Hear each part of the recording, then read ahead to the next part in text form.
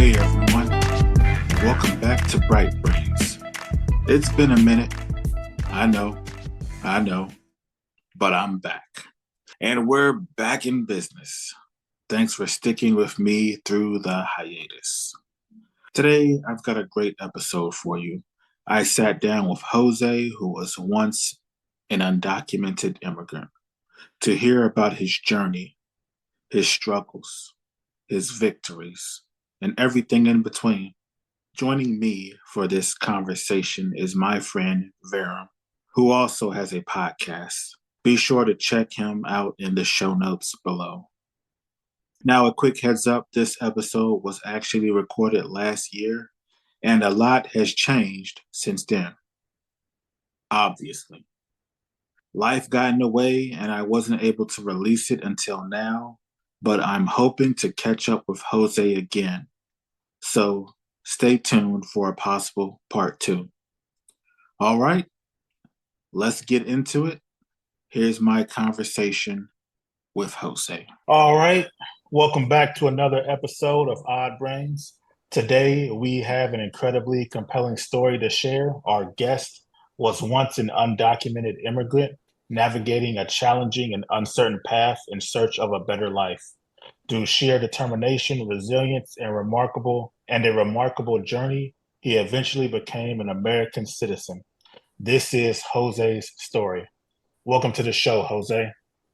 Hey, thank you, Isaac. Thank you, Verum, for having me in here. And yeah, looking forward to answering any questions and, tell my side of this really, really confusing, like really ambiguous legal system that's getting a lot of attention now recently too. So thank you guys.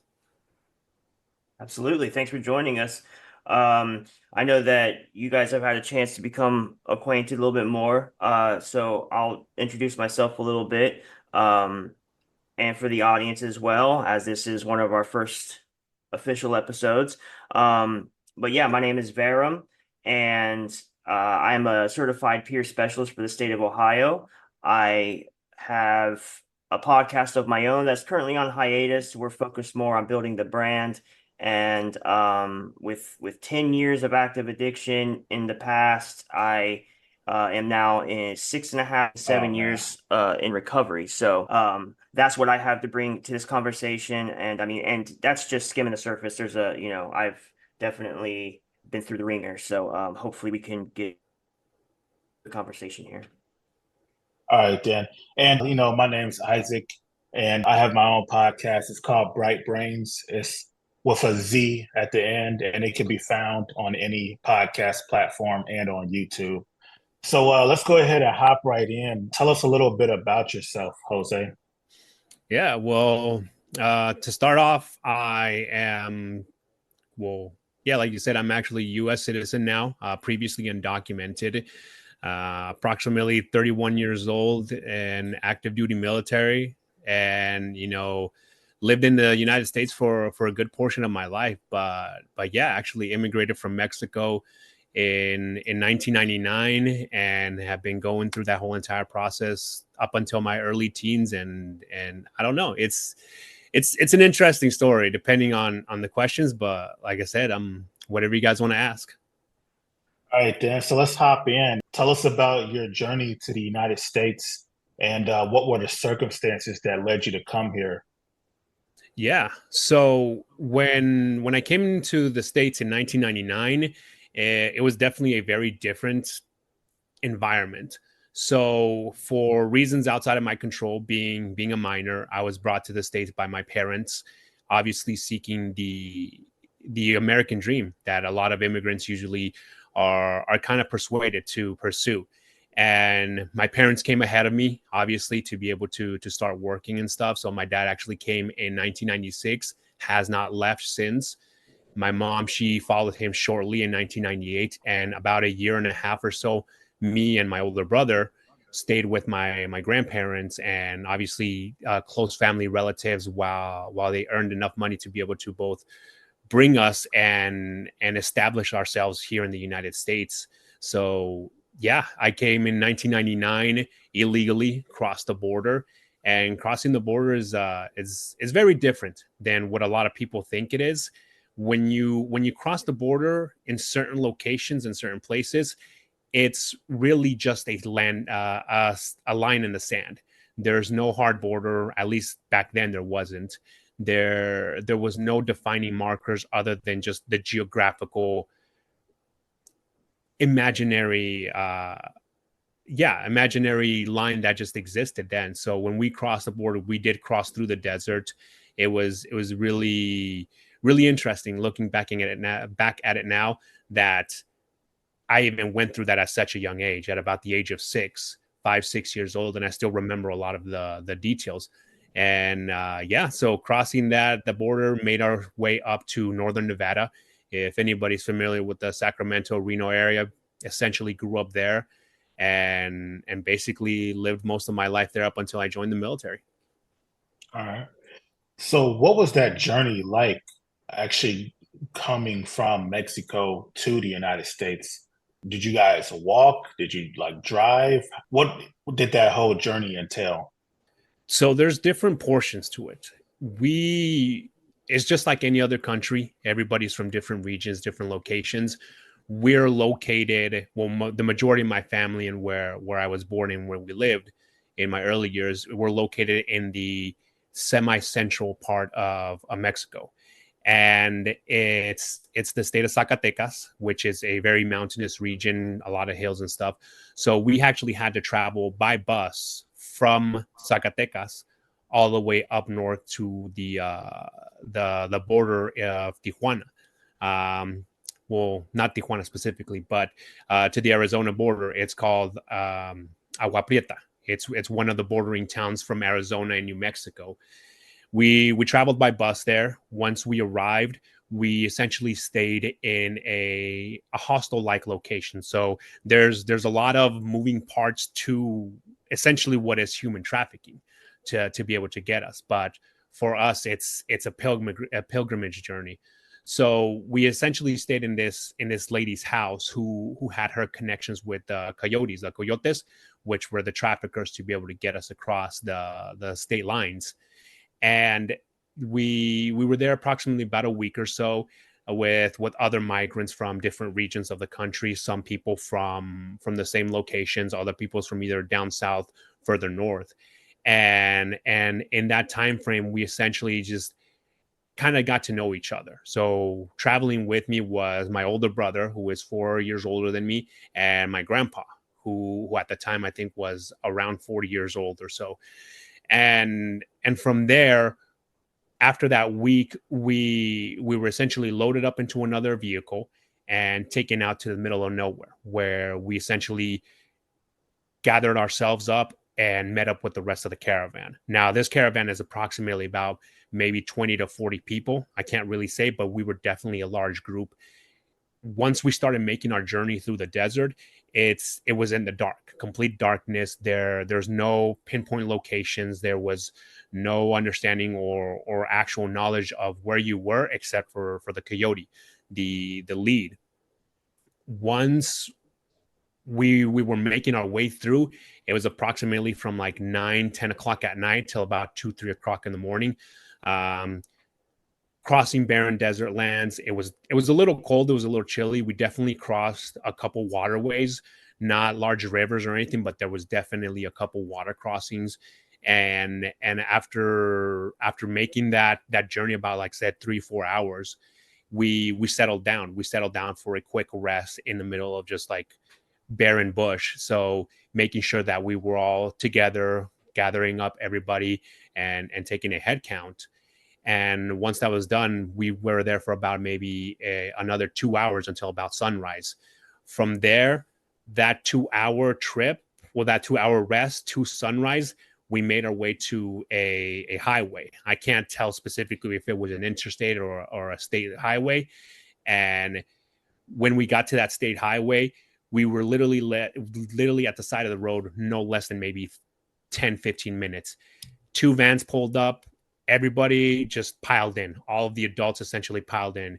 A guy comes out of the van, starts basically directing everybody like, hey, get to the back. However you land is however you get there. But me and my brother, we were the only 2 children. We were the only 2 children at the time that were traveling. So my experience is very different from theirs. I actually remember sitting in front of the car, of the van, and between one of the other coyotes' legs, and then just ducking down in the middle of their legs, and then just looking up at the windshield. And then same thing with my brother, but he was actually in the middle seat. After that, we made about another 2 hour drive or so into what I think was a small town in either Arizona or New Mexico. And we were there for about 3 days. We were there about 3 days with other people. It was a fairly large trailer that had no furniture other than a couple seats. There was blankets, there was pillows for people to sleep. And but we got there, and within a couple hours, a couple people got picked up, and then outside of that, it was just myself, my dad, myself, my brother, and my grandpa, and we were there waiting for 3 days. After those 3 days, my dad and actually, it wasn't even my dad. It was a couple of my dad's friends, and my grandpa knew these people. They've been family relatives or family friends. They picked us up from the trailer after, like I said, approximately 3 days, and we started making our way from Arizona, New Mexico area up to northern Nevada. And I can actually still remember the very first American meal I had was Burger King at the side of a road, and us stopping and making the rest of the trek up to northern Nevada. So that was about early in the morning. About midday, we stopped, we got our meal. And by the end of that night, about 9, 10 o'clock at night, was the first time that we reunited with our parents. And it was an incredible thing. I had no knowledge of any of this. So seeing my parents again, seeing my now new baby brother too, because it had been approximately about a year and a half since we had seen any of our family. Like, this is a new addition to our family. We were essentially reunited. And we lived in northern Nevada for, like I said, for the majority of my life. Lived in Reno for about a year or 2 years, and then moved to another smaller town inside Nevada, closer to the Fallon station, the Fallon Air Station out there. And that's where the majority of my undocumented life I actually spent, right there. I wanted to ask you if you wouldn't mind elaborating a little bit about your family. Tell me a little bit more about your family, and when you guys moved, were you staying with family, or did you have other arrangements? Yeah. So when me and my brother, when we were still in Mexico, we lived with my grandma. So as a lot of ethnic families outside of the United States, we try to tend to keep ourselves in a very close knit community. And obviously, with the fact that both my dad and my mom weren't available, my grandma, my grandpa, they took charge of taking care of us. But that's the thing about it. It wasn't just us. It was also three of my other cousins and then one of my baby girl cousins. So in reality, looking at it, and even talking to my family now, we were literally the first bunch of kids the first bunch, and essentially the only children that were somewhat taking care of my grandma during this entire situation. But yeah, sticking into the question with family, we moved around. We didn't move around a lot. We definitely visited local families. So we would sometimes go some weekends with my dad's parents out in another ranch, but the majority of the time we would be spending my time with my mom's parents, my mom's father and my mom's mother. But yeah, it was that a lot of the family was very close, very supportive. We took care of each other, and there was very little that we didn't have outside of money, obviously being a very poor country. But during that time, I don't remember ever feeling like I was in danger or feel like I was ever abandoned, because of how up to the task of being a provider and a matriarch. My grandma was essentially the matriarch of our family, and I feel really blessed to actually have had that experience with her. And it it does hurt a little too, kind of talking about this. I'm not gonna lie, because that was actually the last time I ever saw my grandma. She died shortly after we left. I think it was about 3 4 years, but I mean, it's been approximately close to 30 years now that I've returned back to the States. And yeah, it was interesting because I talked to my cousins and I talked to my aunts, and they tell me all these other great things about her and about the whole situation, like with our family, how she stepped up to take care of everybody. And then I tell them about the things I remember, and they're like, but you were so young, how do you remember this about us, about the family? It's like, you'd be surprised what you kind of hold on to Yeah, when you're a certain age. those So are yeah. formative years, and I can see how that would have such an. And that's why I was asking is like, there's a wide range of people when it comes to kids, that are crossing the border in such a way, that don't come with family. And so I heard you talking about your family, but I was just curious to know how that was set up. So your grandmother had a strong influence in your life, and she was almost a matriarch, it sounds like. Yep. Yep, that's correct. Yeah.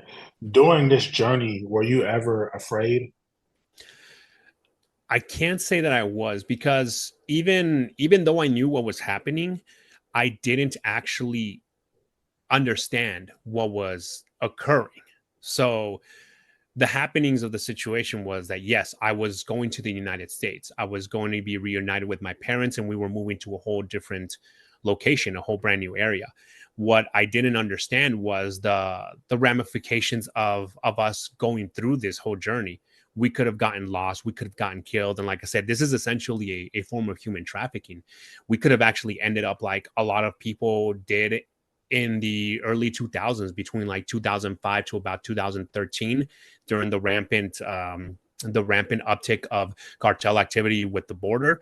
Like, there's a lot of people that went missing. So that's one of the things that I think about, is like, I went through a very dangerous situation with known people that did shield me from all of this, but it could have gone very negatively very quickly. So it does affect me a little bit, just to kind of think about it. But at the same time, it's like, I got lucky. I definitely got lucky in that aspect. Can I ask one question before we move on? Because you touched base on this a little bit, and before we get too far removed from the origins of it all, I wanted to know what the American dream meant to you as a child from another country that embarked on this journey, and in hindsight was a positive outcome, but what did the American dream mean to you? So it changed a lot. I'll just say it, from when I arrived to the United States to before I even left Mexico. The American dream was always this whole thing about going to a new place and being able to buy what you wanted, having a place to live, and not having to worry about those days where we would be hungry, or those days where we would see other kids with like new shoes and backpacks and toys that we didn't have. And that's what a lot of it meant. And honestly, it I might have not looked at it like that back then, but I saw it as what it was, like an opportunity to one, be with my family, but also be stable, be a little bit more comfortable than what we already were. And that's what a lot of it really was growing up, when you hear about the American dream. But as a young child, then being in the United States, and then a teenager, and then an adult, being undocumented, after I realized that I was undocumented, the American dream literally changed from having that comfortable lifestyle, that security, to somewhat a comfort and survival situation. Because there were days where we would be provided. I can't say that we suffered. We definitely didn't suffer while I was growing up, but we definitely did struggle. Like a couple families, there was a couple of days where we did have food, but it's like, man, how do we pay the rent? How do we pay these bills? So it went from not only just being in a comfortable status, but surviving through that comfortable status, maintaining that comfortable status. And it really shaped a lot of what the American dream is, and what honestly I think I'm living right now. Because I can't say that it's a bad situation, but I've learned and I've done a lot of things because of my opportunity of being here, and I'm living the American dream, at least my version of it. Shout out to our sponsor, Bad Product, the modern lifestyle brand that specializes in streetwear apparel and accessories. Their dedication to values such as self-care promote an optimistic vibe that is sure to spread awareness, and we are always happy to endorse a small business that ultimately shares common beliefs. Go check out Bad Product for yourselves. They stay with multiple collections, great deals, and specials. Simply use our coupon code VAGABARD for 10% off your final purchase. For the best quality, choose the Bad Product. We appreciate the support, and without further ado, please do stay tuned and enjoy the show. So let's delve into what is it like growing up undocumented in America? What kind of obstacles did you face? So a couple of things that people still don't know or don't understand about being undocumented in the United States, especially as a child, is that you have no bearing on how your life is going to go. That's the biggest things. So growing up as a undocumented child primarily is understanding that learning that you will not have the same opportunities or the same steps to be able to achieve a couple of things that your US born counterparts or your legally moved counterparts have. And one of those things that you kind of learn and understand is that certain things qualify to your situation and other things don't. And I say that because it comes down to the talk, and I want to actually say this more specifically to you, Isaac, because you being Black and African American, I have my friends that are Black and African American, and they've received the same talk, and we have a version of that. We have a very similar talk about being undocumented, being an immigrant. If you get stopped by the police, if you get questioned about your legal status, or if you go and even ask for certain information while you're in school, because that's the other thing that a lot of people don't know. Education is free and unquestioned in the United States, and the only thing they ask for you when you're enrolling your child is what is their name, what is their age, what are the specific levels of education that they've received, and then will you or will you not qualify for free lunch, essentially, or any of the other school resources that are afforded to us. Outside of that, they don't ask about Social Security, they don't ask about legal status. It's just like your education is already free and it's given to you, and that kind of shields us a lot about that's the situation that we're in. So that's why I kind of say it equates to the same situation. Once we receive the talk and we realize, hey, you're not a legal resident, much less a US citizen. So when that talk comes, it's really it's kind of difficult to digest, but it's a quick thing to understand that at any moment in time you could be questioned, and if you don't know how to answer, or if you don't answer properly, that could bring up even more questions and can even put your family in some danger, not major danger, but in some danger, to where you could be threatened with being called with ICE, being deported, or just even a general traffic stop could have put you away for a couple your parents for a couple years, and then that just breeds even more uncertainty on your situation, especially not having the ability to be able to provide.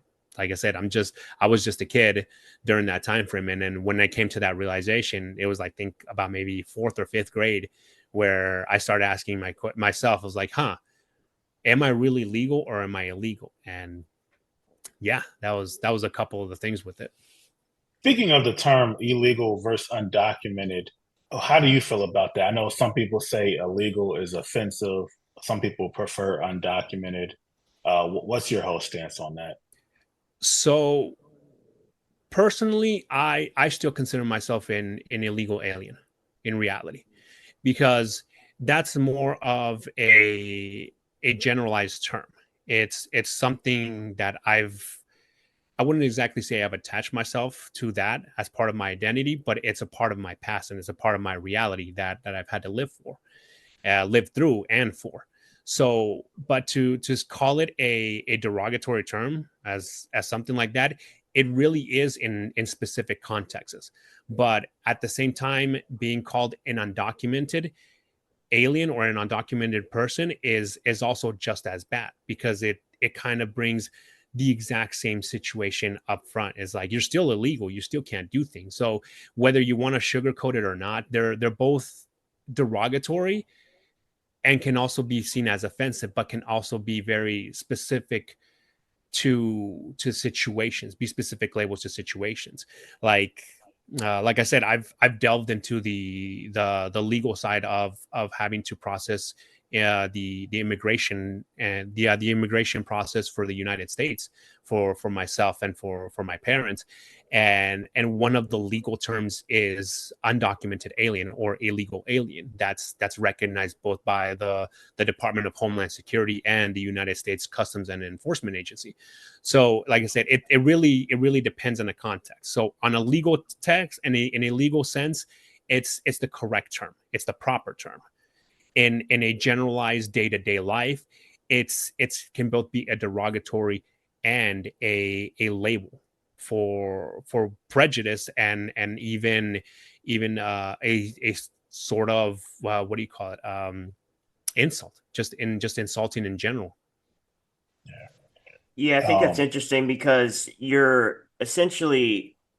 are an outsider in general, right? And to be labeled as such, and it does depend on the context. I think that's definitely correct.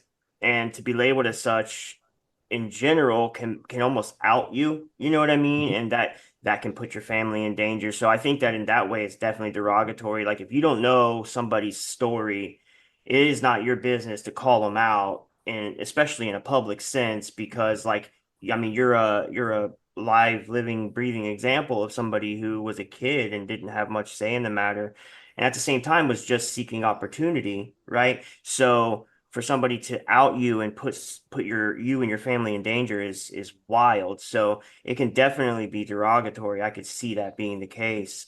At the end of the day, I think you're coming from an outsider's perspective, um and and I think it's interesting how and I'm gonna let Isaac take the lead on this, how you came to your military status.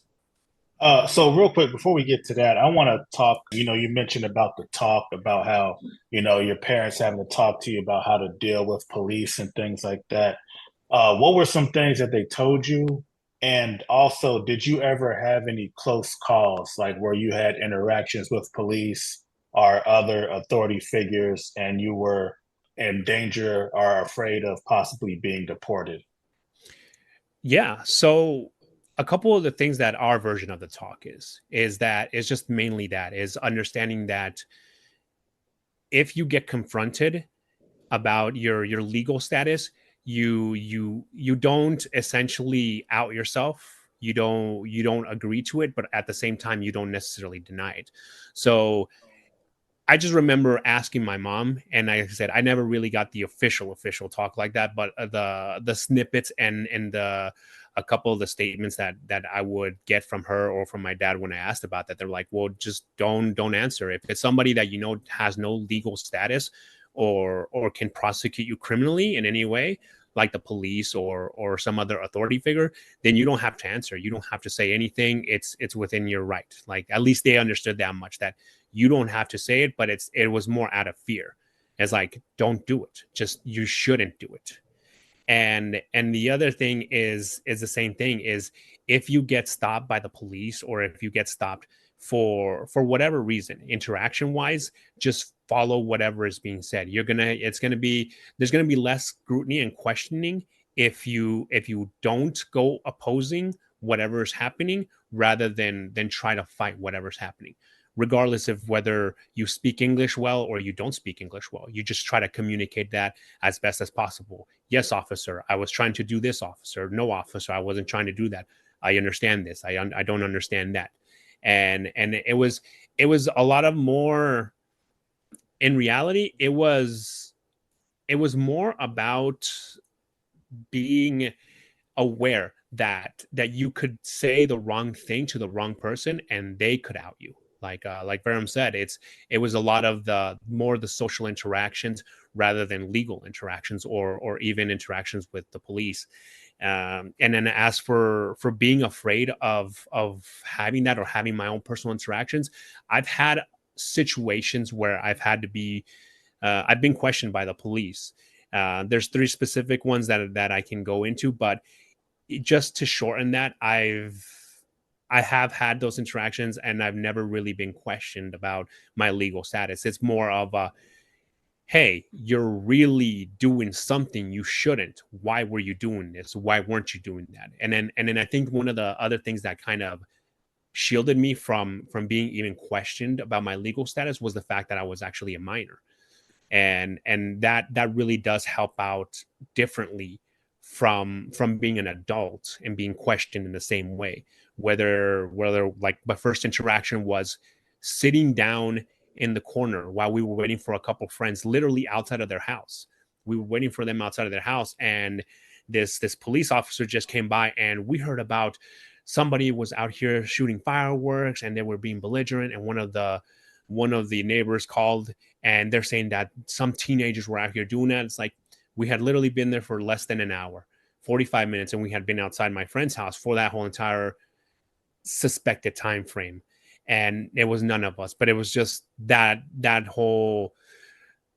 preconception is like, oh, you have these Hispanic Mexican kids sitting outside in the corner when it's coming to dusk, and a neighbor just didn't like what we were doing, or the police was literally just passing by. We did nothing.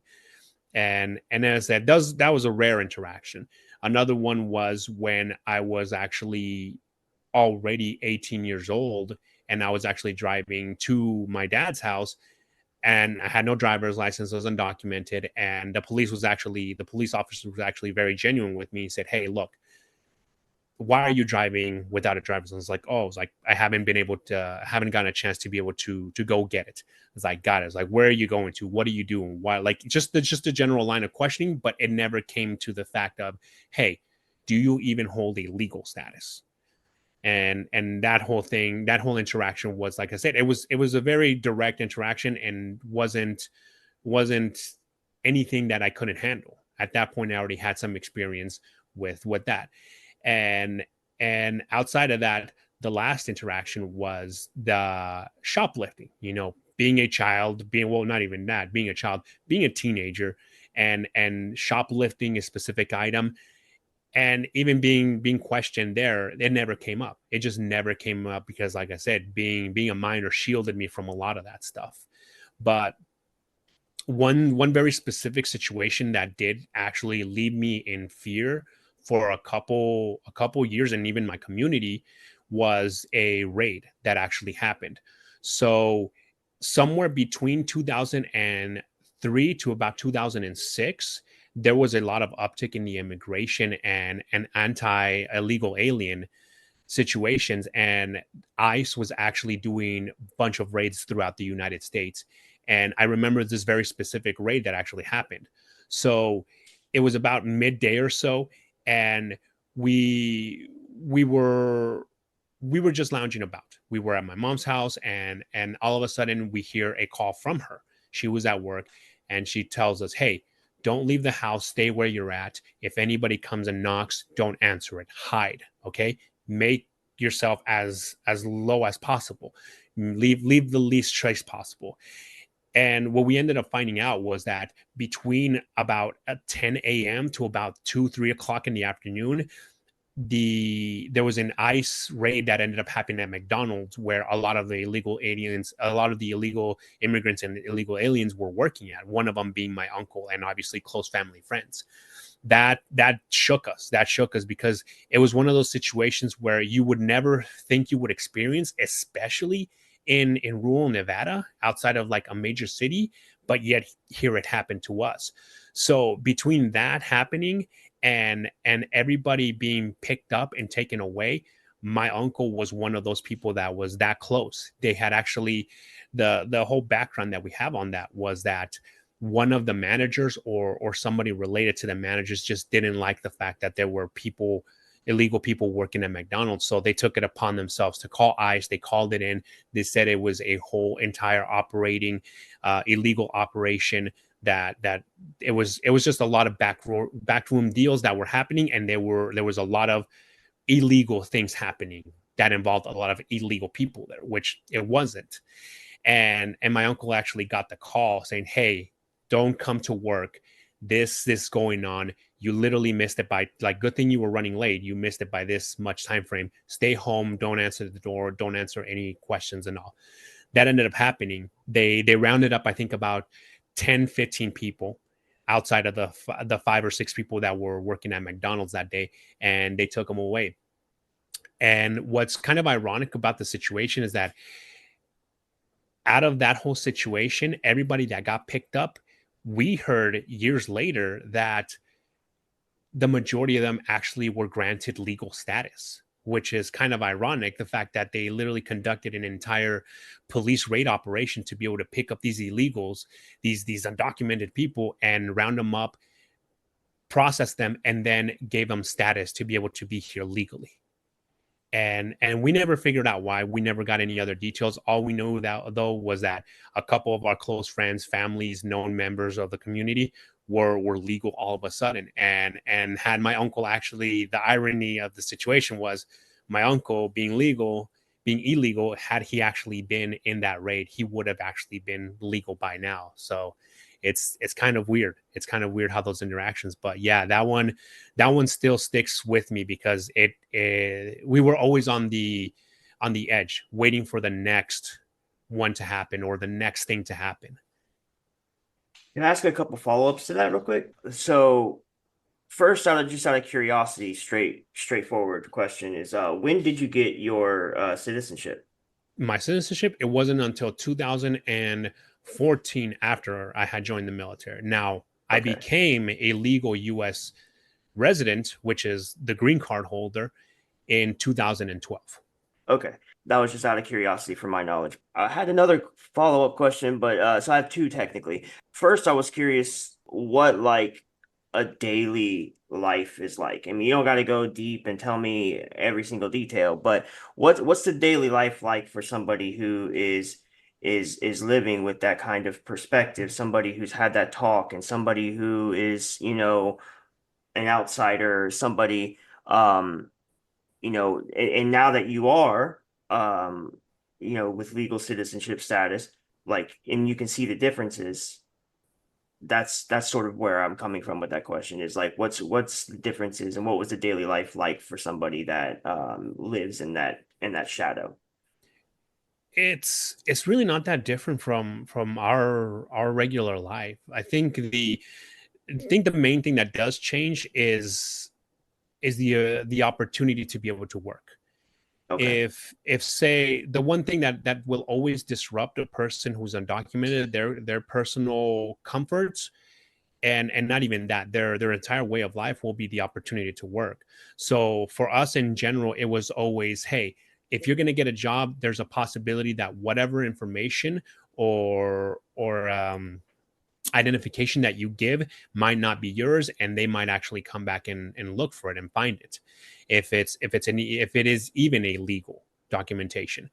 If you're working under somebody else's social security number, which does happen, or if you're using a fake ID, fake social, and all that stuff, that's the kind of the big thing, is that you might be discovered, which is a little bit rare, but it does happen.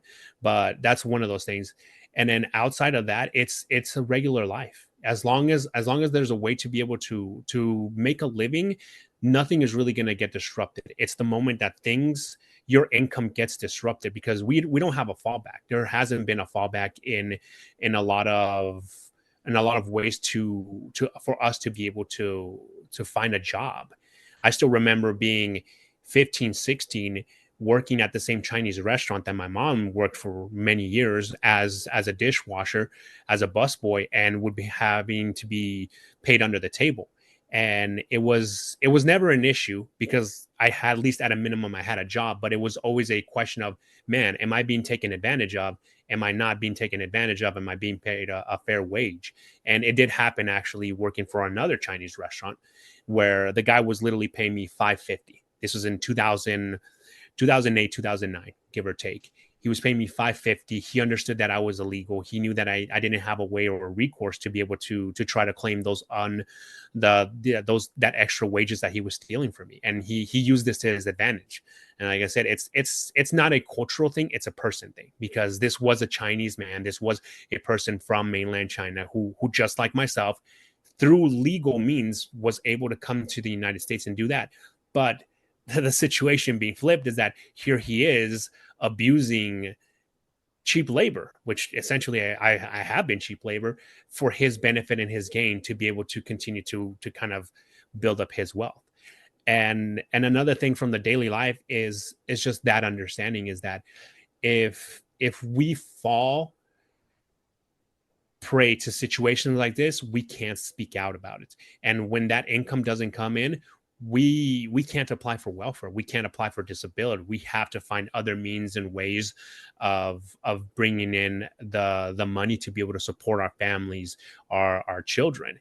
And that's what I saw a lot of the times with both my mom and my dad. One thing that we used to always do was during the winter, because my dad, he still works for a construction company that does road construction and pavement for like the highways and stuff. But at that time, working for the other company, the owner, he knew he had illegal immigrants. He knew he had people that had undocumented status. And what he would actually do, he would actually throw us a bone and be like, hey guys, I have my ranch out here in the middle of nowhere. I'm always looking for extra hands to be able to help us out. One weekend, maybe 2 weekends every couple weeks, come on by and I'll pay fair wage to all of you. So he would pay both my dad and me and my brother fair wage. We would be working for $9-10 an hour from 7 o'clock in the morning till 3-4 o'clock in the afternoon, maybe even sometimes later.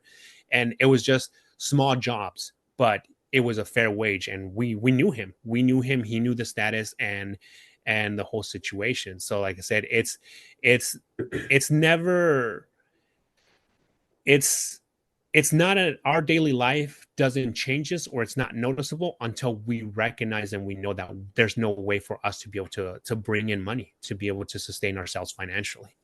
Yeah, that's interesting. And that's why I asked, is because to shed that light on like that, because my experience, I had worked for sales, and I had a boss that I'm not going to throw under the bus, but did something very similar where he was looking out for them, and I saw that as such a like work smarter, not harder approach, because I've also worked in the restaurant industry that I had experienced the other side of that you just said.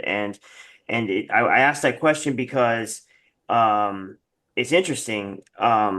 It sounds like, there's the fear of losing the opportunity on a day-to-day basis, but the main difference is that, it's economical is like the main difference. And media and everybody's gonna hype it up and make it seem scarier than it is, and they pump a lot of not misinformation but just misleading information, and causes people to make an opinion one way or the other. People who are far removed in don't live anywhere near a city or a brown person, and they just make a decision real easily based on the news. But it's all economical, and if and this is obviously perfect world, but if people were to not take advantage so often, it would almost be a lot. You wouldn't be pushed and backed into a corner to have to find extra means, making $5.50 an hour. Somebody might be inclined to do something else. And it's like people that are getting greedy and taking advantage are kind of fucking it up for the rest of us, right? So I don't know. I just thought that was an interesting perspective to ask about. So I have two questions. One is, how does someone who is undocumented go about finding work?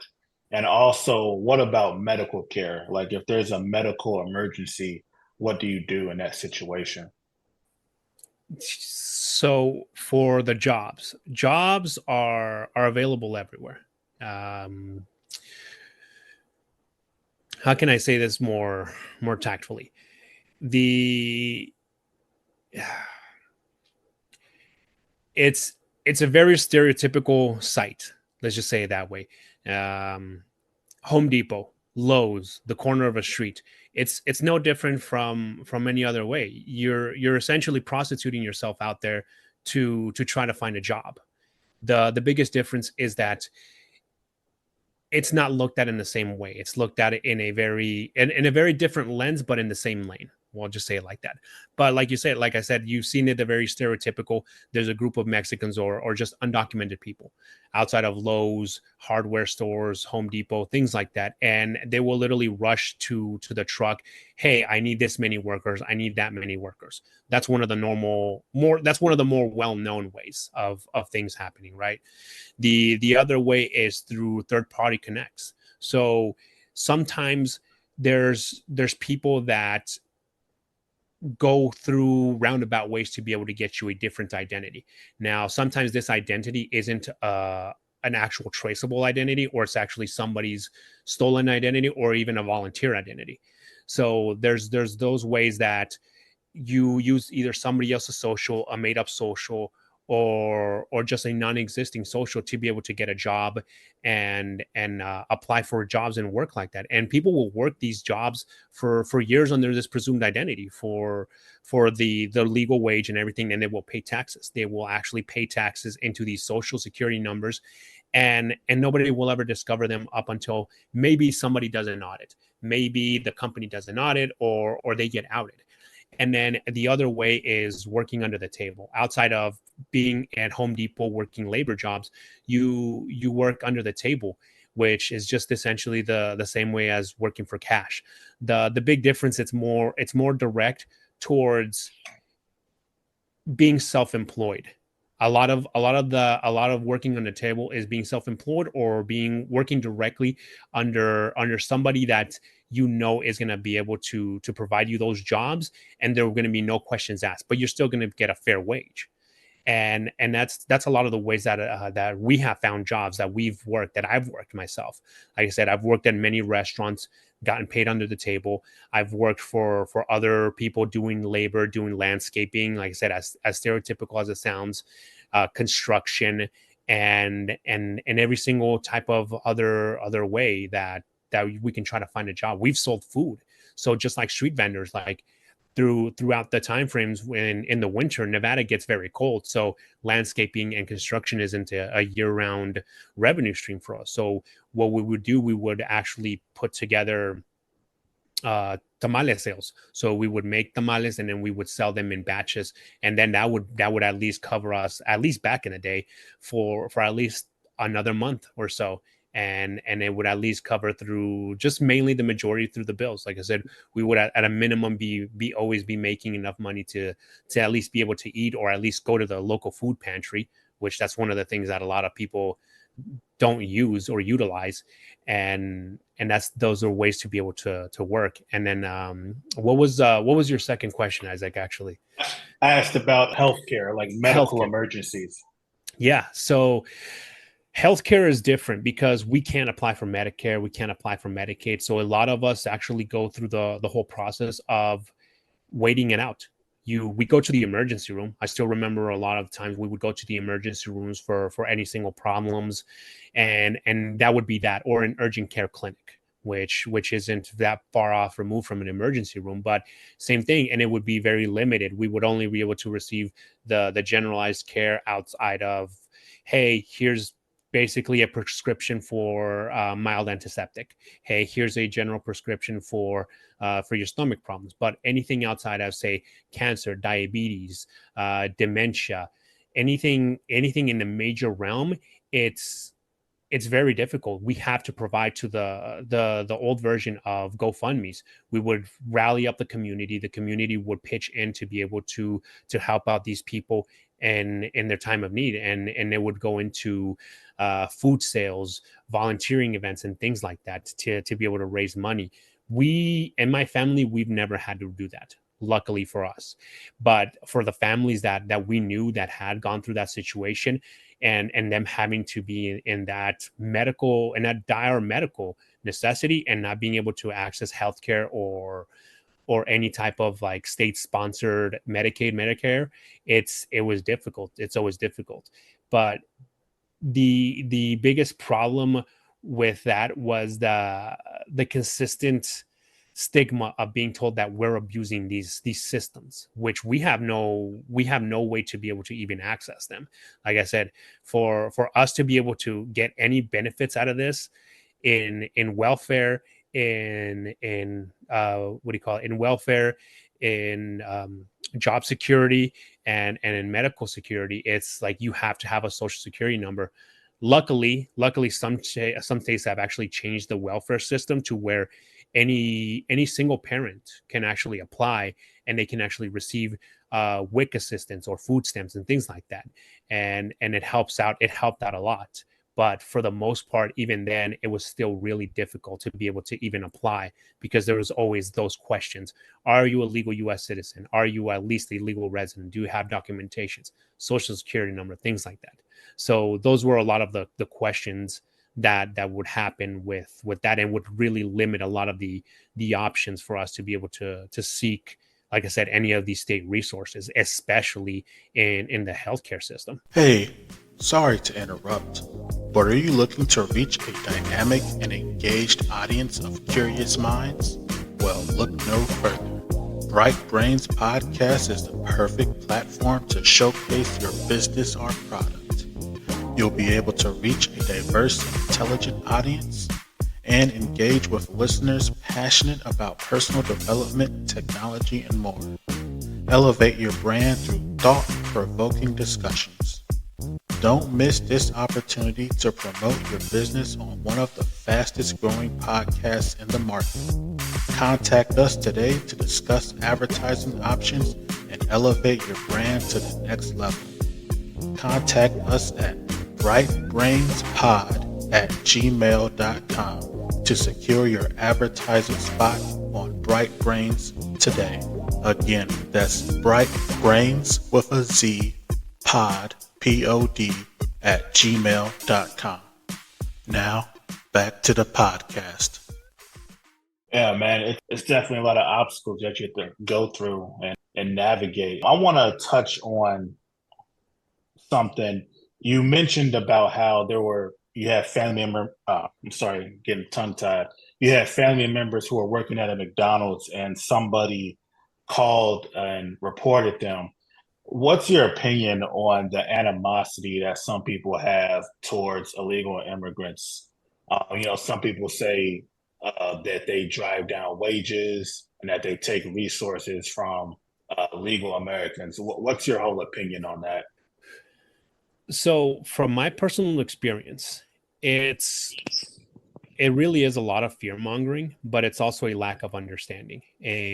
When you don't know something, you fear a lot of it, right? But at the same time, it's also about how it's looked at and how it's perceived. The the thing that people don't understand with the jobs that illegal aliens are stealing are the jobs that nobody wants. Let's be realistic. When it comes to being out there in the sun at 120 degrees right now, currently in California, the picking industry, let's be realistic. How many people do you see out there that are our shades of color, a varied shades? Rarely. So it's for people to say that they're stealing jobs. It's a job that you're not going to do. On top of that, it's a job that you're not going to do for a reasonable wage, right? So it's really difficult to kind of like put something into that and say that, hey, these people are out here causing the economy to stagnate because good, hardworking, red-blooded Americans or legal aliens aren't able to find the jobs that these people are taking. But in reality, these jobs are being taken because they're not going to be done by anybody else. The second thing about that is that a lot of people don't understand how much the illegal immigrant is providing to the economic system. A couple years back, I still remember being this report where I think it was a couple of the southern states, and I don't want to misquote, but I want to say like either Mississippi, Kentucky, a lot of the states that were growing watermelons or other produce, oranges and strawberries, they literally decided, hey, you know what? We're going to fire every single person that's suspected to be an illegal alien, an illegal immigrant, and we're going to hire on all legal people. They went and started displaying it, and they even offered it at a somewhat elevated wage, from $7 to I think it was about $9, $10 for each person. They literally advertised it to over, I want to say, like I said, don't misquote me, but I want to say about 5, 6 counties in the general area, and only about 6 or 7 people showed up. It got so bad that that the state had to bring in prisoners. They had to bring in the corrections department to be able to come and fill in those jobs. And a lot of the study and the quotes from that whole situation was that this is inhumane. We can't do this. Like, how are you telling me that we're supposed to be out here for 12, 15 hours a day picking up these 5, 10, 15 pound watermelons, these baskets that are weighing 10, 15 pounds of oranges and all this other produce, and just keep going and keep going and keep going. And it brought a lot to light. Is like, you don't realize how much involvement there is with the way that illegal immigrants work a lot of these jobs. So for people to come and say it's like they're stealing our jobs, like, no, from personal experience, that's a job you won't do. That's a job that you're choosing to not do. And like I said, from personal opinion, I will say this: if it ever comes down to the fact that, hey, there's no jobs out there for me, I'm going to look for a job that I know I can do. I will say this now. Yeah, I might be a legal resident, I might be a U.S. citizen, but I'm not above working construction. I'm not above going out there and picking some produce for my people. I'm not, and that means anybody in the United States, whether they're legal or illegal. I'll be out there. I'll be out there hauling the trash. I will do the job that's going to get me paid, and it's going to ensure that I'm not being looked at as another person that came here and didn't do or lift my share of the economy, or didn't do that. And it sounds very really pronounced, kind of pompous saying that, but it's also in a lot of ways it's like you have to understand there's ways and there's things that have to be done in a certain way for things to function. Unfortunately, in our current economic situation, is you have to rely on undocumented workers, on illegal aliens, on people outside of this to be able to cover those specific trades. So that way, we who are living in the lower to middle class, lower middle class to middle class, upper middle class, can benefit from these luxuries and comforts. Because let's be realistic, Starbucks is $7.50 for the smallest one, but I guarantee you those strawberries and that shake, that coffee that's being picked has a lot more relation to a lot of abuse and a lot of mismanagement of the working system than people realize. And it's honestly out of their volition. I like that That you is put it true. that way. You said it might sound pompous, but I like that you put it that way, because I was going to add on to that. You said, people might say that it's taking jobs. It sounds like it's almost creating jobs, because these are the jobs people don't want to do. And it's real easy to point your finger and be like, well, that could be a legal resident. But like you said, they're not going to, if anything, it's creating jobs. And that comes down to the fear mongering, like you said. So I remember reading somewhere they said if it wasn't for migrants or undocumented immigrants, that the American agriculture industry would just shut down. It wouldn't be possible or I believe profitable. that. Yeah, nobody. You're right. I don't want to be out in the sun picking watermelon. I think I would die like maybe after a half hour. I couldn't do that, man. Oh yeah, it's difficult. Like I said, I've never been in that picking situation, but like I said, my fair share of everything else that I've done is been in the sun too, and it's like it breeds a different type of person in reality. But once you're on this side of well, I guess I'll just say it like this: once you're on this side of the border, which is a very very comfortable one, you look at it and it's like it's humbling. It's really humbling. And if I can just add one last thing, the thing that people don't realize is that even though as undocumented, the government's going to get their money. Taxation is still going to happen, and a lot of us actually pay into the tax system without the rest of the United States knowing, which is one thing that's called the employer identification number, right? So just the taxpayer identification number. Mhm. 10. We might not have socials, but we're still paying into the federal taxes. So anything that we spend on, anything that we earn on a legal status, we'll put it like that, legal status, is still being paid to the federal government, and taxation is still happening. So these resources that we're paying into, rarely do we ever see the benefits of. Right. Yeah, that's interesting, man. So yeah, that's taxation without Without representation. Representation, That's Yeah. where exactly. that's where I was going with it too, and like that's unconstitutional. So I think that that's where maybe the core issue stems from, where it's rooted is that, each of these individual issues we can talk and we can iron out, we can talk and we can iron out. But the nexus, the core center of it is that taxation without representation. Because there's migrants who cross the border who live I used to live in San Diego. They, from Tijuana, they come early as fuck in the morning and go back and do it every day. And, I'm saying that's one answer to the problem is like migrant working. But then there's other, there's other solutions, but it all comes back around to who's representing you guys in the government. And if there's no representation, it comes down to being unconstitutional. So I don't have an answer. I'm just saying it sounds like the core issue to me. I did want to ask though, I know we're running on an hour. I don't know if we have a time limit or not with you guys, but did you guys No, talk about a time limit? I can No, continue as long as you guys want. yeah, we could keep going. I Just wanted think to it's ask. probably I think it's the little timer at the top. I think it was about maybe 20 minutes before you joined. So I Okay. think it's probably just close to an hour, but we can go a little bit longer. I Okay. want to hop into your journey to actually becoming an American citizen and joining the military.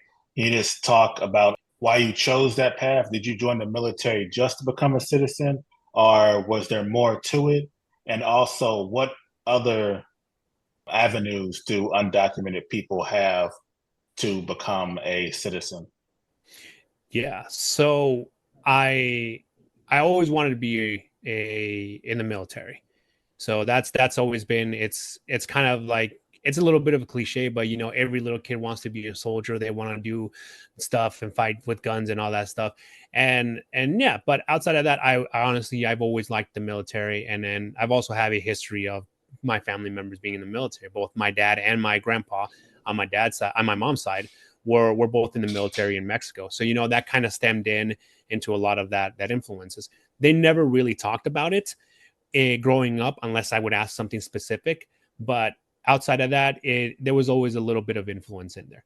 And they never pushed me to it. They never pushed me to it. I just always knew that they were in the military, either due to third-party conversations with my aunts, my uncles, family members, or them telling me something specific about a Jean-Claude Van Damme movie or Commando, freaking growing up. It's like, oh, that's this gun or that's that gun. So it was always kind of like in my cards to be able to do that. Now, getting to be in the military, that whole journey was very specific. So I was actually really, like I said, I've been very fortunate. Luck is a very specific word, but I've been very fortunate that I've gotten the opportunities that I have. So eventually my parents did divorce and my mom remarried. My stepdad, he actually ended up sponsoring my mom and me to be able to become US legal residents. And the interesting thing about that was that it all happened nearing my 18th birthday, which like I said, that's a whole other situation. But I was able to start the process to become a legal U.S. citizen resident to be able to join the military. So my stepdad sponsored us. I went through the entire legal process through immigration by myself. No, besides one instance, there was no legal representation, no lawyer, no paralegal, no immigration representation, just me, myself, and the documents and reading up on it. And this was around in 2010, 2011. I went through the whole process and was able to get my green card. So after leaving the United States to be able to come re-entry into the States legally, that was where my journey to join the military happened. So to go back a little bit though, I had actually asked recruiters during my time in high school. I had even taken the ASVAB, which is the military battery test, to be able to see what jobs you qualify for in high school. And in that whole time frame, even asking them, I would let them know, hey, I'm interested in joining the Navy. I'm interested in becoming a member of the military. What do I need to do? What do I have to say? What can I do to be able to get me there? And the biggest answer was, you need to be a legal resident. We can't do anything without you having a social security number. So if you don't have a social security number, you can't join the military. So that really did crush my dreams, especially still being young. I was about 15, 16 when I was actually able to have the opportunity to get more in touch with the recruiters and get some information. And even one of the recruiters, he actually got my hopes up and were crushed was when he told me, he's like, yeah, you can be illegal and you can just sign up and it'll be fine. We'll even make you a legal US citizen. So that caught my attention. I'm like, man, this sounds too good to be true. I started looking into it and I talked to another recruiter, and then that's the other recruiter was the one that told me, hey, you need to be a legal US resident to at a minimum to be able to apply for the military. So from 2010 to 2012, I ran through the entire immigration process for myself and for my mom. And after that, talked to the recruiter. Once I talked to the recruiter and was enlisted, that's when they had told me, yes, once you enter the military, then you can become a US citizen. And that's a whole different other process. The only caveat to that was that instead of, it's actually an actual good caveat, was that instead of having to wait the minimum 5 years as a legal resident to be able to apply for citizenship, as soon as I finished boot camp and my training, or even while I finished boot camp, I could actually apply for an expedited status to become a US citizen. So it wasn't even halfway through boot camp that I actually was applying for citizenship. I literally get to boot camp within a week. The drill instructors, as everybody knows them, they literally come up and they're like, hey, who here is not a US citizen? Got it. Raise your hand. Who here wants to become a US citizen? Boom. Raise your hand. Got it. So they offer you the opportunity. You're not forced to become a US citizen. You can choose to become a US citizen. And so raised my hand and like, all right, go to this place, go to this building, fill out these forms, and military legal will assist you to be able to get this process started. So I filled out all the applications. And I think it was about maybe a week or two, actually about another month after I finished boot camp, I was actually across the street at another training facility completing my what do you call it, my job training, and they had accepted all my applications and everything. I took the citizenship test, the civics test, while I was in boot camp. I still remember the immigration representative sitting down in front of me and guiding me even through a couple of the questions. I knew all of these questions, but there was a couple of them that I had answered, I wouldn't say incorrectly, but they diverted a little bit from the expected answer, or the actual the required answer. So she guided me to be able to get to that. And then after that happened, I literally get a phone call down in our barracks, which is basically our living quarters, and they tell me, hey, get ready. You're gonna have this appointment in downtown Chicago, because I went to the Navy. Our boot camp was in Illinois. You're going to go down to downtown Chicago, you and two of these other people. You're going to go and you're going to do your citizenship swearing in. It was like, caught me off guard a little bit. But whatever, got my information. They even delivered me a letter. Hey, present yourself on this date and such to be able to get sworn in as a US citizen. So in December of 2013, December of 2013, or January actually of 2014, I was in downtown Chicago at the courthouse, and me, along with, I would say, about another 50 to 75 other legal US residents, literally turned in our green cards. We took the oath of citizenship, and we were legal US citizens at that moment. And then, like I said, this was less than 2 years from completing my legal residency, which just it astounded me. And it's funny because I saw a lot of people, they were emotional and they had a lot of strong feelings on that day. For me, it didn't actually hit me until this year in January, because it had been 10 years since I became a US citizen. I didn't have the opportunity, being in the military and being so fresh in the military. I didn't have the opportunity to celebrate, to be able to make this achievement as great as it was. It was no, hey, you're showing up to recruit training. Hey, you're going to complete all this recruit training. Oh, hey, by the way, here's this opportunity to become a US citizen. Hey, oh, hey, by the way, you're done with training. Here's another letter. Show up on this day, do this, do that. And that's a lot of things that they ingrain in the military, just being quick and running through those processes. So it hasn't been until recently, 10 years after the fact, that I became a US citizen, that I thought about it. And I'm like, wow, I've been legally in this country for close to 13, 14 years. I've been a US citizen for 10 years. And all of this, to think about close to 20 something years back, I would have never thought this would have happened. And it's weird how things change. So, but the process is very different for somebody else who isn't joining the military, but at least that initial portion is still very, very similar. That's a long journey, man, and I would like to just congratulate you because it's not easy, and you've overcome wild adversity. Um, and I know that, um, or what I do know about the naturalization process is it can be long and arduous for some people. And it almost seems crazy how natural of a progression it is for you in your story, that like, you came in kind of with fresh, innocent eyes, like you didn't even know that you were, an illegal citizen until you had that talk, as you said. And you had roots in the military, so that seemed like that could have happened even if you stayed in Mexico, like, and it helped you get your citizenship quicker. It's just like a natural progression for you, and it just seems that, like you said, I can see how you feel lucky and fortunate, and I respect that you acknowledge that and you are humbled by it. And congratulations on 10 years, man. I have to say, my one question I do have though is, how long in the military did you serve? Are you still active or reserved? Yeah, I'm still active. Actually, I've actually been in, and like I said, that's the funny thing. I've actually been in the military for closing on 11 years this October, actually. So, Wow. so yeah, like I said, it's been a crazy journey. And thank you, though. Thank you for the whole Yeah. about my citizenship. I really appreciate that. Yeah, man. That's Absolutely. awesome, man. Has your time in the military changed your perspective on the United States, both as a country and as a culture? Who, man, that's an interesting question.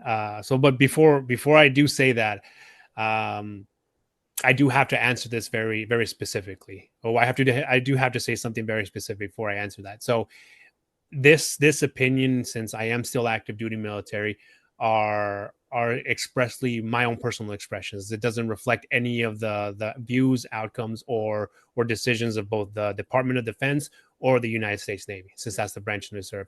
But just for that understanding. Uh, but to answer the question, it has changed in a lot of ways, because I I grew up growing up as an illegal immigrant, as being undocumented in the post 9/11 era. It showed a lot of things. It showed a lot of things to me that I didn't think would be like so prominent. So the fact that a lot of what the US did or has done outside of the United States is looked at as both really bad and really good is what's kind of a little bit disheartening in some ways.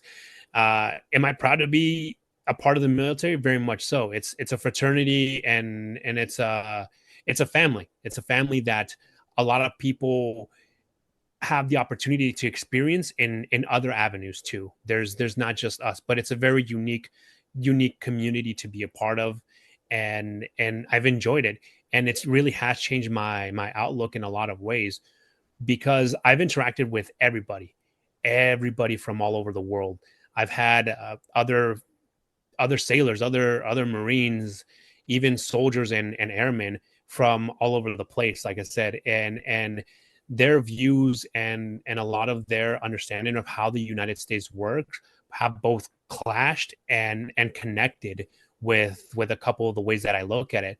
So it has changed my views and how I see the United States, and it's it's really, I can't say it in a negative way, because it's looked at and it's also seen and even understood as a protection of its people. The United States justification in what it does is for the in the end for the protection of its people, which I do see that.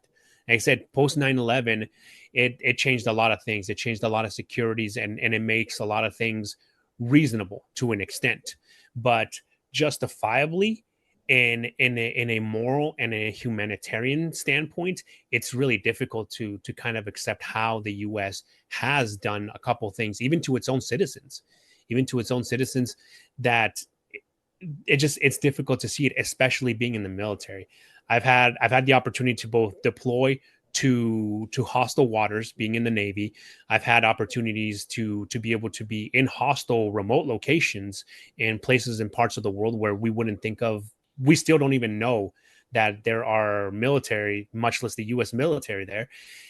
And seeing a lot of the questionable things and a couple of the actions, and it all being in the name and justification of the freedom of the United States. So that question, it's a little bit difficult to answer it thoroughly without getting into a lot of details, which one, I can't really talk about, but also two, can't really be discussed without a biased point of view in a lot of ways. Can I ask real Yeah, quick, I understand. what it is that you do in the military? Can I ask that? So just in general, I'm support staff. So I provide assistance to all of the personnel. So I work in the personnel side. Okay. So yeah, but just like depending on the situation, actually, like I was telling Isaac beforehand, I've been a part of 3 different communities so far in the military. So one being in the on the ship side, and being on the boats, being out in open water, being a part of the aviation community, so the jet fighters and all the aircraft, and then now more recently working with specialized groups, very specific teams, and like I said, in that I have received specific training, specific type of training to be That's able to cool. let me go and do stuff. So it's been a very quite a varied career, and like I said, it's been a very interesting experience so far. What branch? I don't know if I caught that. Oh, in the Navy. In the sorry. Yeah. I couldn't help. But I I was love the also gonna village people, say, man. I was gonna say, we'll put in big letters in post because I'm starting to have fun with this kind of stuff. We'll put big letters in post right before you answer that question. We'll put expressed opinion real big. Yeah. Um, but yeah, no, that's really cool, dude. But straightforward, random question. Are aliens real? Look, let me tell you. No. No, I'm kidding. You No, heard it honestly. here. Breaking news. No, actually, it's funny you bring that up, because the fact that both the Pentagon and the CIA or FBI, whoever it was that released all those files, they've all had, like, there's always been at least one person that's experienced something crazy or weird out there. Me personally, even on like home side or anything, I've never experienced anything out of the normal, out of the supernatural, especially being out in the water where a lot of people do. Right. But do I acknowledge that there's weird things such as maybe extraterrestrials or unknown entities from outer space? The way that things are, there's a possibility. That's So wild. And yeah. you'll keep us informed, right? Oh, You'll very much so. Don't worry. So just understand, if you all of a sudden receive an email that says secret for official use only, then you'll understand. Hell yeah.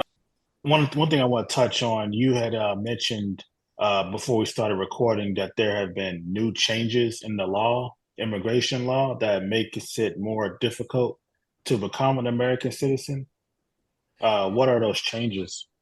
So right now, currently there's been a couple changes with immigration that are both actually beneficial, but there's actually a lot of pushback. So as of recently, as of I think it was June 17th of 2024, and then they would actually got approved for processing in August of 2024, was the new Keep the Families in Place program, right? So this is the Biden administration's way to try to kind of combat the whole situation with the border crossings, right? But also gives a lot of longtime undocumented people the opportunity, another easier path for applying for legal residency. So this is the I-131F. I personally am also currently processing that for my brother, who I can say is also undocumented, but under the status of the I-131F, he qualifies because of my sister-in-law, who is a U.S. citizen. So that's actually helped out and opened up a lot of avenues to be able to give undocumented people, especially stepchildren of undocumented people, the opportunity to be able to apply for legal residency. So it essentially allows what is called parole in place. And parole in place just basically means you do not have to leave the country like I did to be able to process your documentation. So that still exists for certain cases because each case is very different. But in this situation, trying to keep families together, there's no necessity for people to leave and go directly to Ciudad Juarez, which is one of the most frequented locations to re-entry into the country once they go through the regular status the regular applications to be able to change their status. So, and like I said, that's a whole entirely different process. But what this also does is it makes it easier for people who are actually applying for this new status, who actually get approved for the I-131F, to be able to apply for a worker's permit and to be able to essentially start contributing and helping them out in the status change to be able to stay in the country legally. So that's a lot of the good things that have happened as of recently, and they had actually been talking about this for about a couple of years. The current thing that is making it actually a lot difficult is that yes, USCIS, United States Customs and Enforcement Services, is still accepting these applications, but the state of Texas and 13 other states, mainly Republican or at least predominantly Republican swinging, are actually suing the U.S. government and the Biden administration to try to stop this because their claim is that it's an unconstitutional executive decision to allow so many illegal immigrants to apply for status. But the misinformation with that is that this isn't applying to everybody. This is applying for anybody who has been here continuously for the past 10 years. So from 2014, June 17th of 2014 up until June 14th, 2024, that entire year lapse, as an adult or a spouse of a U.S. citizen, you have to have been here continuously for those 10 years. For stepchildren, which is the second portion, is as long as the parents were married before June of 2024, they can apply for the status update. Interesting. Yeah, it is interesting.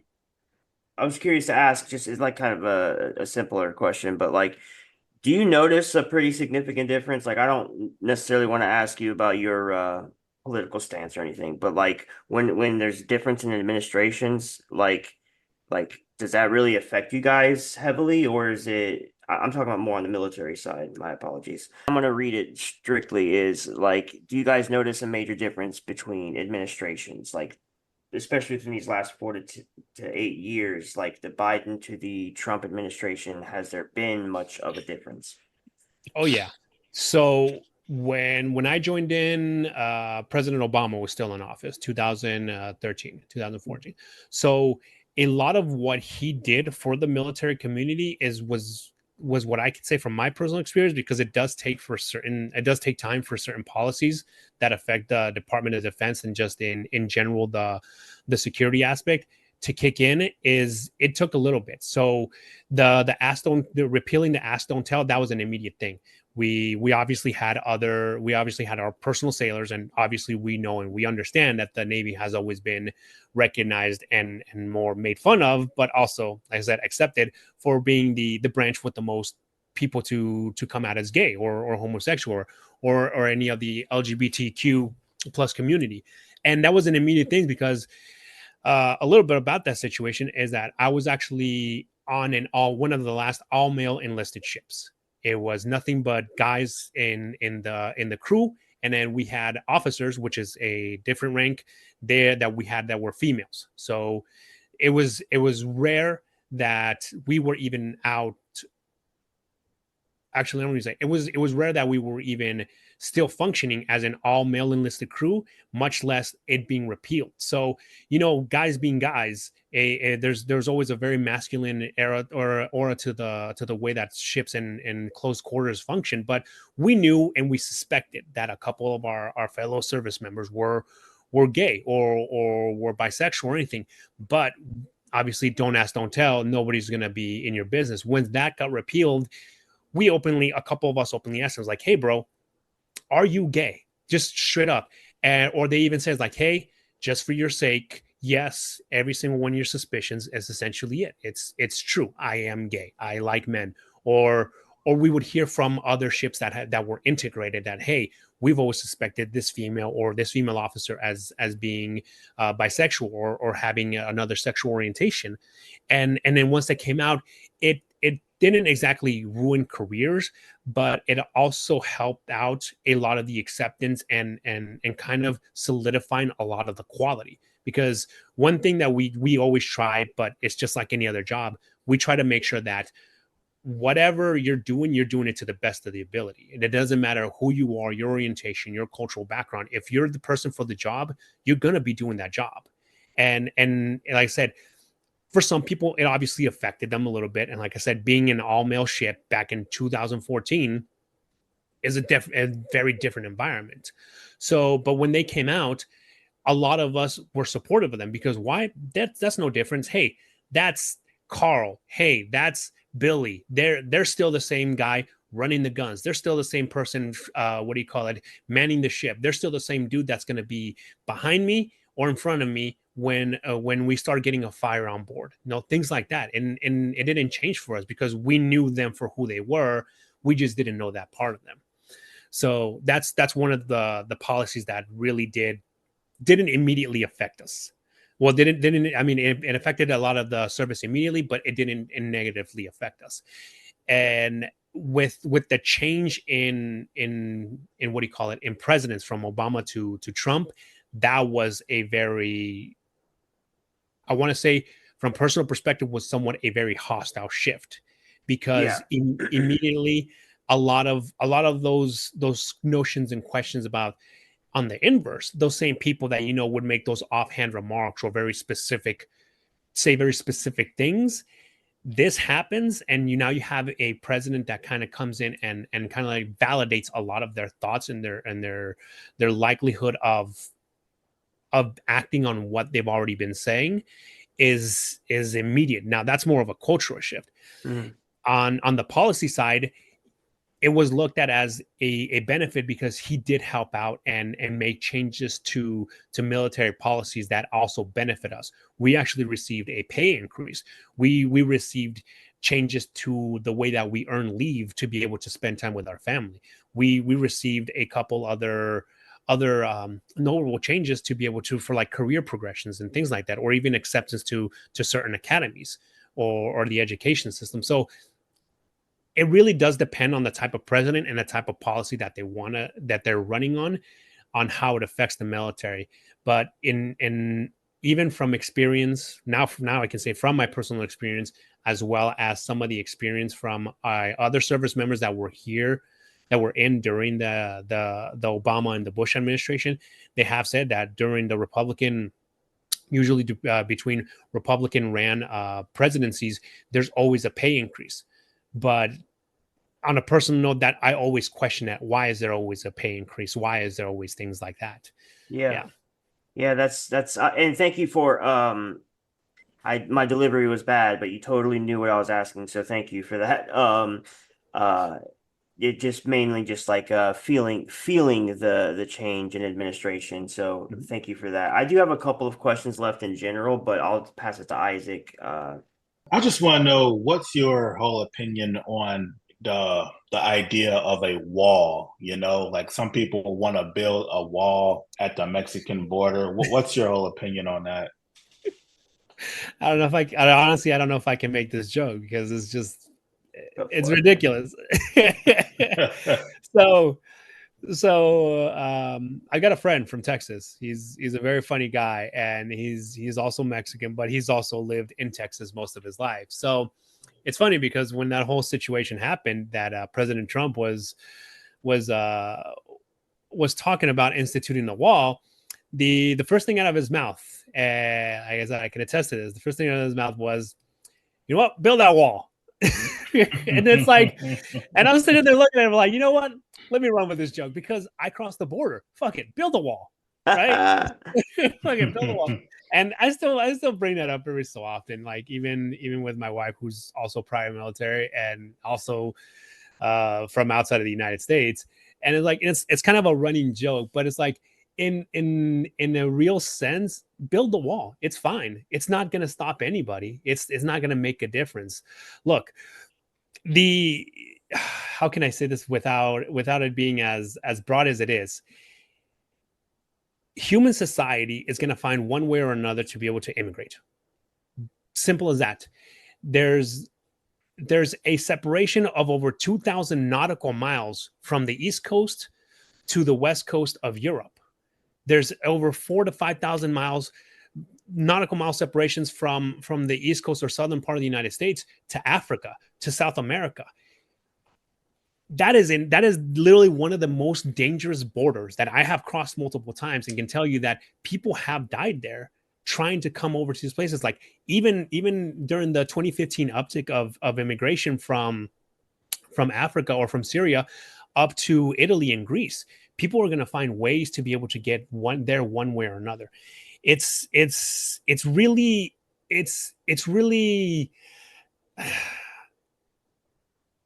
it's really idiotic, I guess is the only way I can actually say it, that you're going to put up a physical barrier for something that has never existed or will never really exist when it comes to the progress of humanity and society.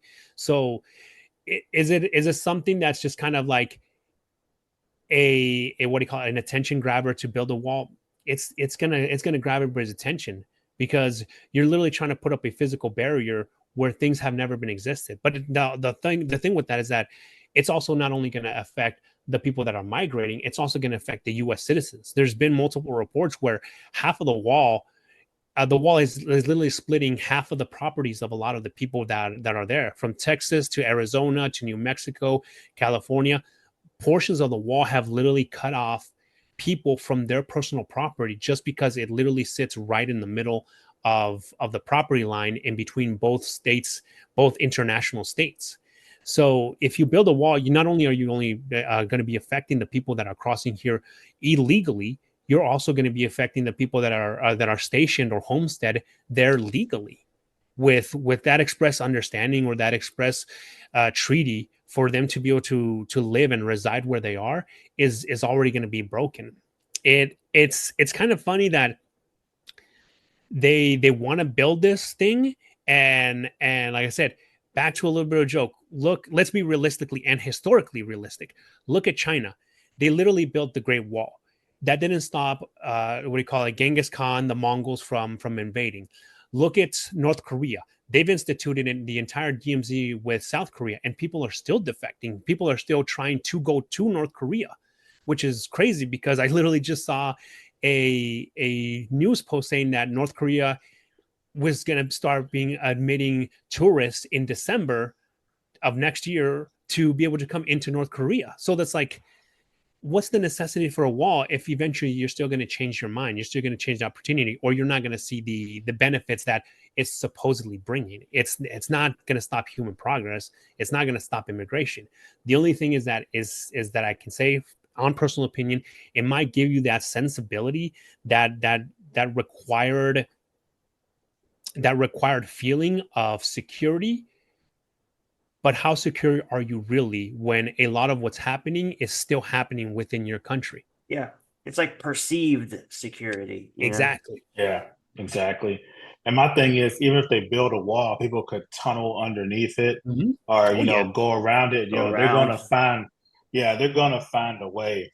Mhm. Here's a question I want to ask, and this is something that's just happened recently. I don't know if you heard, but I think it's in Aurora, Colorado, there has been like Yep. reports of like migrant gangs taking over apartment complexes. What's your whole opinion on that? And yeah, what's your whole opinion on that thing? So I've I skimmed the report. I skimmed the Hmm. news reportings. I haven't read into it, so I can't really give a general opinion. But from a sociological standpoint, let's be realistic. The reason where a lot of people are fixating on this whole thing is because Aurora. I've been to Aurora. I've been to Colorado. Colorado is they're very quaint communities. They're very in the mountains. Their security is very it's very invested in the fact that they are enclosed areas, right? There's obviously a Hispanic community. There's a very small Black African American community, and then the other rest of the community are white Anglo-Saxon European descent, or Native American. So for them to literally be focusing on on a specific gang or a group of people is no different from going to a major city and saying, "Oh, hey, this gang is over here taking this block of this city. Hey, this gang over here is causing an uproar," right? It's really just focusing, personal opinions, really just focusing on the fact that a lot of these situations are happening because of a lot of the policies that um, the governor from Texas or DeSantis from Florida were literally pushing all of these migrants instead of assisting them or trying to find a positive way to be able to integrate them. They were pushing them to different regions and different locations. That was where one of the major bus caravans went to. Besides going up to Martha's Vineyard up north in the East Coast, some of them went to Colorado, others went to Chicago, others went to Maryland or wherever. And then like it's a little bit, it's really, man, I can't even find the word to say it, but to think that you're telling me that people aren't going to band together with their communities to try to be able to protect themselves when there's a perceived notion of danger, when you have no actual um resources to be able to take for yourselves. Yes, now their motivations might be different. That's on each person, on each individual. But the fact that it's becoming a problem shows a lot of other things too, is that Colorado hasn't experienced a lot of what other major cities or other community or other mixed communities have experienced for the longest time. A banning of people within a tribal standpoint to be able to try to protect themselves and to try to be able to establish a community in the region, whether they're disestablished, they've been reestablished, or they're initially establishing. So it'll take a lot of a deep dive to it, but I can't see it being anything more than what it is. It is a dangerous situation, but it's nothing that's unexpected from what's currently happening. Yeah, it's a peculiar situation, man. I know you said you had a couple more questions, Verum. You want to go ahead and knock those out? And Yeah, they're just like wrap up questions. So I was just letting you get anything you had. well, I guess one question I have, let's say the next president, whoever it is, came to you and said, we'll make one change to the whole immigration process. Whatever change that you want, we'll implement it. What would that change be? From what I've seen, and like I said, from what I've experienced, is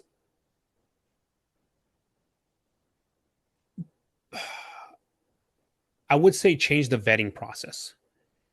Changing the vetting process on who they consider uh inadmissible in reality. Because like I said, going back to like the beginning of the conversation, of the interview, is that look at how many people are taking a risk to be able to come to this country.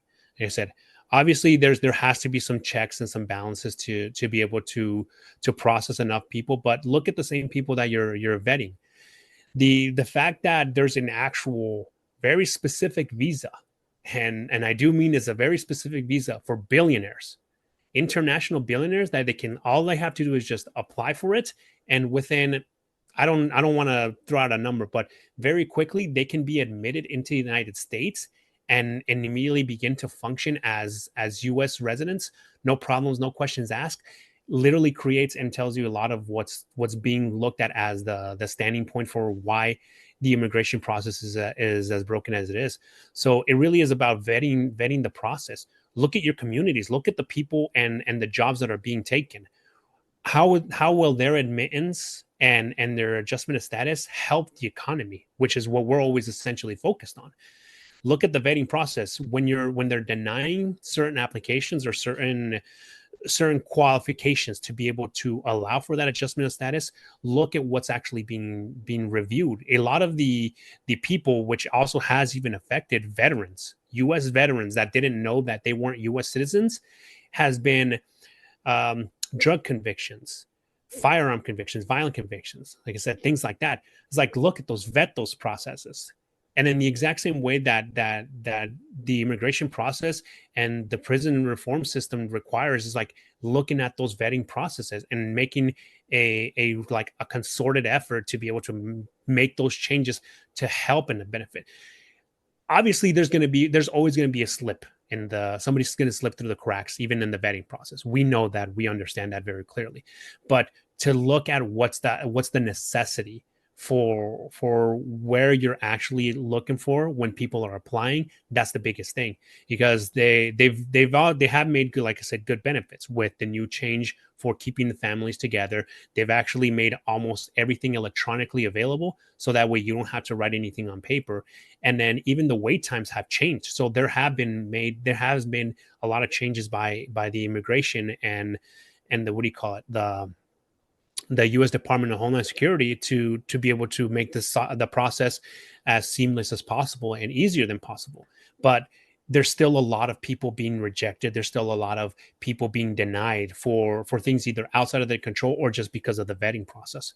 So that's honestly would be the biggest thing, is looking at that whole thing, changing the entire vetting process. Yeah, I think that's great. Great perspective, because not only, 2 points is like, first, like the billionaire side of it, it's economical, right? Like, it's obviously economical where, oh, free pass for, oh, you got money, come bring your money to our economy. Sure, let's go, But if you don't have any money, you got to work your way up from the bottom, claw your way up from the bottom, and that's just, it's economical. And it very much is like, reminds me, it's like poetry. It rhymes with the oil barons of a whole century Oh yeah. ago. And it's just crazy how life works like poetry like that. But and then secondly is the vetting process, because here in Ohio, Isaac, you might have heard about Homeland Security busting down on local Chinese illegal immigrants coming in, and that's a totally different issue. So it's like vetting process is like, Jose and his family coming from Mexico, like that's our neighbors looking for opportunity, whereas these are Chinese people coming over here starting businesses, and that's a completely different vetting process. So I understand how it can be so convoluted, and it can be so, just cumbersome, as a governmental body to handle such a big issue. But at the same time, my questions are, like I said, kind of just more wrap up kind of questions, like except for this one. Actually, I'll ask this one first. Is how do the other military, your fellow military, how do other people in the military like feel about your status? Are there still prejudices amongst the ranks? Like, do people look at your naturalization process? Is it more celebrated, or are there still some pretty strong prejudices? Man, there might be still a couple here and there, just because of maybe the way they grew up, or same thing, just not really understanding the process. But I mean, if anybody asks me ever, I'm like, yeah, I'm an illegal alien, and they look at me kind of sideways. They're like, wait, what? They're like, yeah, it is. Like, yeah, I crossed the border. I came here in '99, and they look at me even more weird. And I'm like, wait, hold on, you crossed the border? It's like, but your English is so good, and you're anything, and it's like, exactly, you would have never known. Right. So when those questions asked, like, sometimes, yeah, sometimes I'm looked at a little bit strange, where I'll vouch for illegal immigration, and I'll vouch for other people, and they'll look at me sideways like, why, dude? Like, you're in the military. It's like, that's exactly why. Mhm. Because there's like you have no idea, just like I'd have no idea about your life. Why are you going to make a statement about that whole situation? Do we have our preconceived notions? Like, very much, just like anybody. But you're telling me that a handful of people that you have known for years and have served with, along with, in possibly in combat or in hostile situations, or just even eating in the mess sticks, in the chow hall, and you never knew that they were illegal, you never knew that they had a life outside of the military. It's kind of surprising, right? Right. So sometimes, yeah, sometimes it's looked at very negatively, other times it's looked at surprising, but for the most part, it's kind of like a, dude, you were illegal. Like, some people really do ask the questions, like, man, how did it happen? Why'd you come here? How did it go? They want to know your story. They want you to tell part of the whole situation. And then other people expect you to kind of side with them now that you're legal, because you tell them, hey, I'm an illegal, and like, you're a U.S. citizen, and I'm a U.S. citizen now. And they look at me, it's like, yeah, man, these damn illegals, like, weren't you illegals? Like, yeah. And it's like, yeah, dude, freaking see, they're freaking, they're look, but good thing you're a good American, you did it the right way. It's like, no, dude, I did it the wrong way.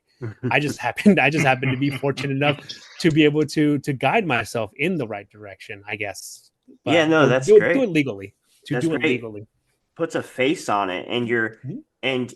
you are such a, what's the word? Oh, what's the word? Like, just, it's unexpected, right? Like you're saying right now, and it would catch people off guard. You're putting a face on something that the media makes a boogeyman, Mhm. and you're putting a face on it, and people are like, but I like you. I'm supposed to hate Exactly. you, but I Yep. like you, and I can see that being such a good thing, so important, and I'm so happy that it worked out like it did, because yeah, it puts a face on the boogeyman, and that's kind of what I like to say about it, I guess. Moving on, sorry Yeah. guys. With that, right, and this is, I'm totally stealing your question, Isaac, but what are your future goals now that you are a US citizen and you've had 10 years to process, and I'm sure that that's very um, like humbling, in a way where you have a whole decade of being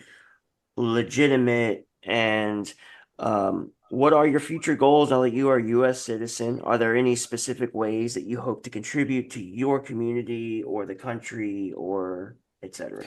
Yeah. Well, obviously I'm a part of multiple communities at this point. One, the Hispanic community, the illegal immigrant community, the military community, and each one of them has like they have their own obstacles. So, but starting off with that, the Hispanic community is like making sure to inform not just my community, but just ethnically anybody who wants to ask, or from the United States, just informing them of like avenues and ways, or just information to be able to help them out if they're going through the legal system, or just have questions in general about that. So that's one of the things too, where is I don't know, want to do a shameless plug, but the same reason why I've started my own podcast, to be able to start informing people and let them know, hey, there's ways and avenues, and informing them of like my experience, but also tell their experience of things like that within the illegal immigrant community. If somebody has a question about the immigration process, or maybe something they're stuck with immigration, and they need help with, it's always easy to kind of just write it off and be like, hey, you know what, read that situation. What people tend to forget is that English is a lot of people's second language. English is still my second language. I mean, I rarely use Spanish just because of the circumstances of being in the military and also living in the East Coast. The Spanish speaking community is still very small here, especially in the military.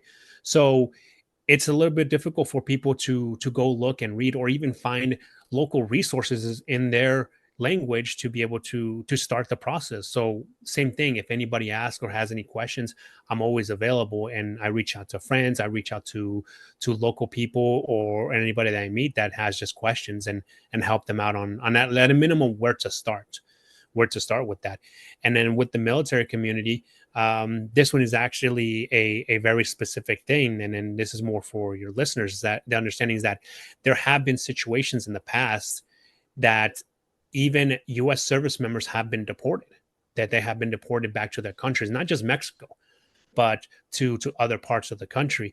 And I've actually tried and have put in some volunteer time. I've also done interviews with a couple of people that have been deported and have now been luckily been sponsored and brought back to the United States under guidance and assistance from the Repatriate Our Patriots Act, Repatriate Our Patriots organization, and then the Deported Veterans Support House, which is a whole. Those are two organizations that are working to try to help out U.S. service members to be able to come back into the United States, whether they were deported for outstanding reasons outside of their control, and any other situations. And we're looking at people as far back as Vietnam, and then currently the current war on terror that ended up happening up until Afghanistan vets, Iraq vets, Desert Storm vets that were deported because of misinformation and lack of information, which, like I said, I've suffered from and have been a victim to in that sense, where I don't know what it is that I was told,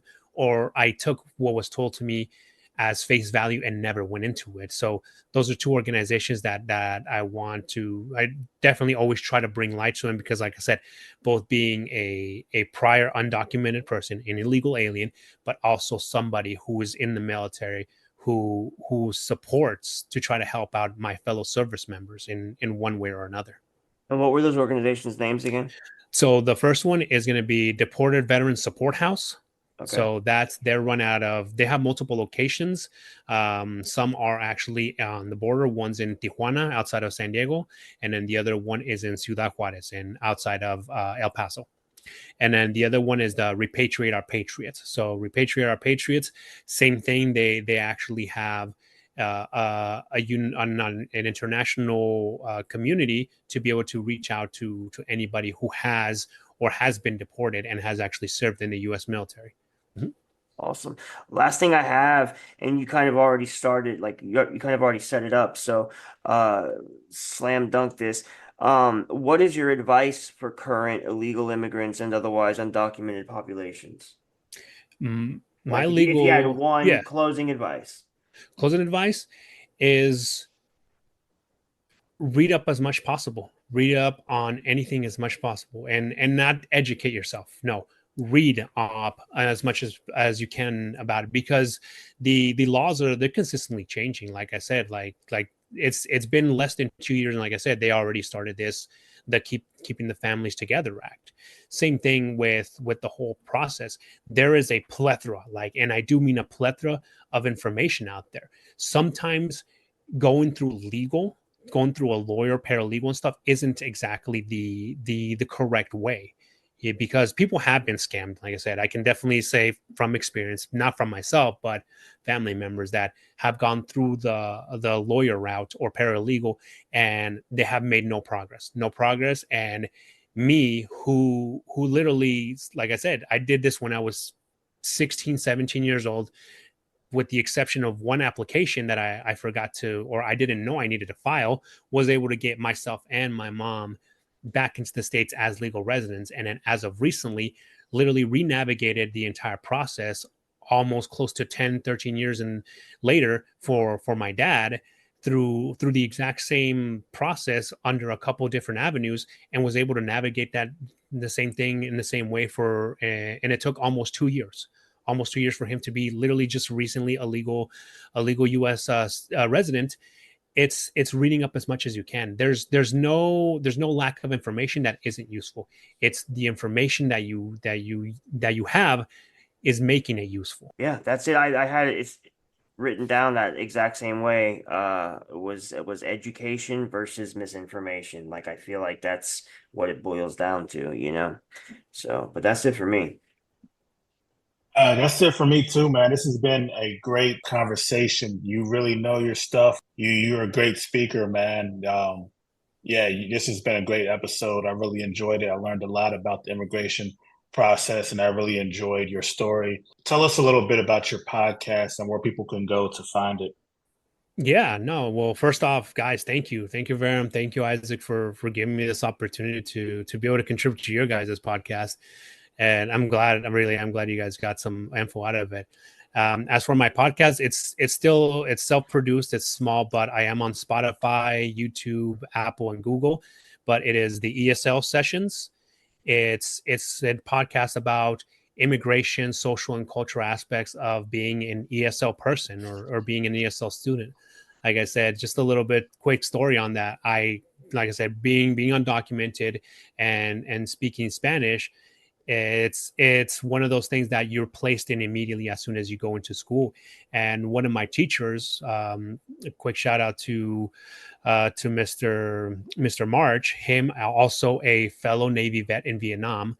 He actually inspired me in a lot of ways, the way that he taught and communicated with us to be able to reach out to the communities and to the culture, and to never forget where you come from, primarily understanding your roots and your cultures.